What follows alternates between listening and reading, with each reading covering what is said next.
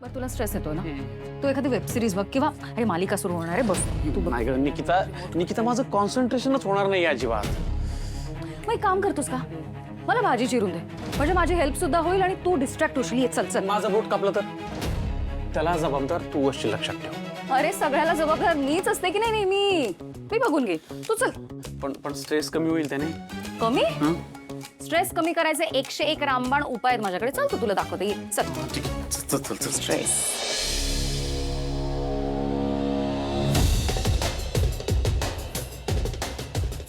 नको नको मल्लिका, असं नको करू.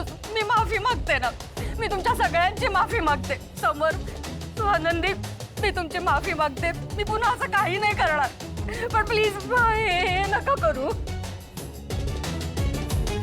त्या दोघांना मध्ये घ्यायचं नाही. हा सगळा विचार आहे ना आनंदला अडकवण्याच्या आधी करायचा होता. आता हीच तुझी लायकी.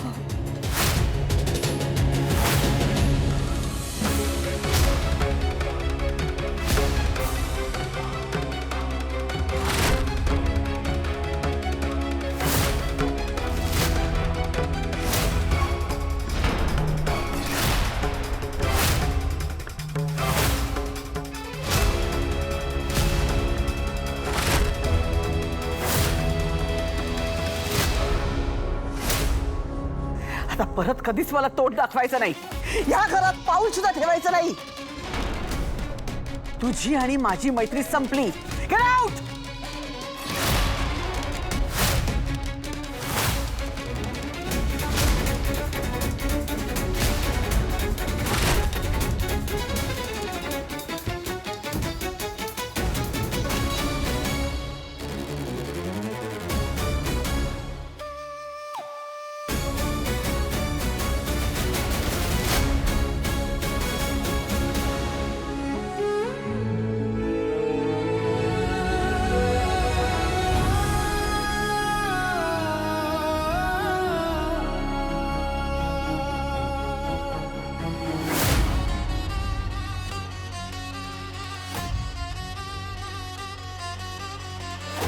वा मम, मस्त तोंड काळं केलंस तिचं.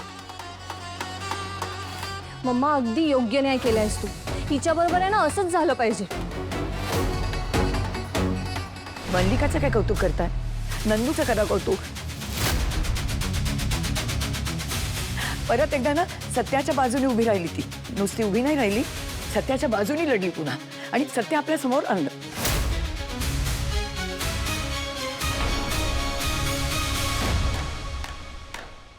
खरं आहे स्वानंदी, तुझ्यामुळे, फक्त आणि फक्त तुझ्यामुळे आता समर आणि आनंद एकत्र येऊ शकतील. थँक्यू. Any time.